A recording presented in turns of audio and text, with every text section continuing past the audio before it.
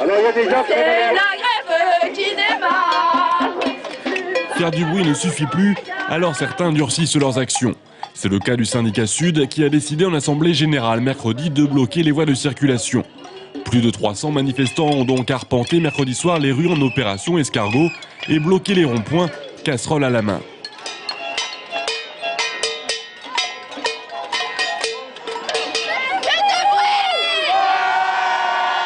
Ce jeudi matin, rebelote, mais cette fois ce sont les lycéens tourangeaux qui sont montés au créneau.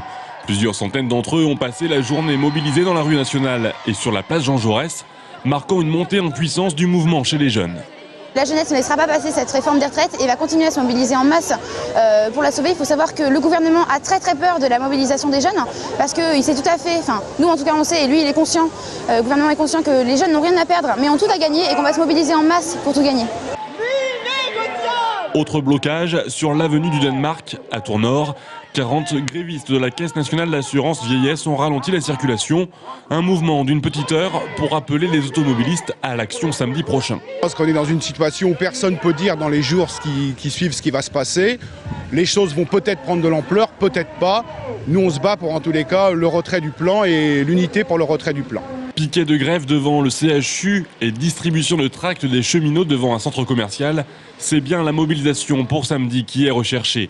De leur côté, les responsables syndicaux ont pris connaissance du mouvement lycéen avec une certaine inquiétude. Je resterai très vigilant sur le côté positif, c'est-à-dire que les élèves, les étudiants manifestent, oui, mais dans le calme surtout, parce qu'ils risquent de discréditer tout le mouvement. Les grévistes à suivre le mouvement général et reconductible restent en petit nombre et les actions, aussi multiples qu'elles soient, limitées en termes d'ampleur.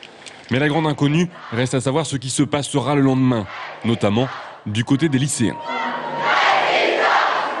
Et du côté des étudiants, la mobilisation reste pour l'instant timide. Ce midi, une assemblée générale était organisée sur le site des tanneurs. Elle a réuni entre 100 et 200 participants. Certains d'entre eux sont d'ailleurs allés rejoindre la manifestation des lycéens ensuite. Ils n'ont cependant pas voté le blocage de l'université pour privilégier des actions de sensibilisation. On écoute un responsable de Sud étudiant au micro de Félix Ségère. On est à peu près entre 150 et 200 en AG. On a décidé un petit peu de se bouger un petit peu plus sur la fac des tanneurs. Donc il y a des barrages filtrants qui vont être organisés dans les jours à venir. Donc ça consiste à bloquer la plupart des entrées et à laisser rentrer les étudiants qu'avec des tracts et avec des informations sur ce qui se passe. On a décidé de se joindre aux actions qui sont prévenues par l'interprofessionnel. On a une AG lundi à 17h. Donc je ne sais pas ce qui se décidera là-bas. C'est pas un petit groupe qui décide de est-ce qu'il y a un blocus ou pas. Le blocus c'est quelque chose qui se décide tous ensemble.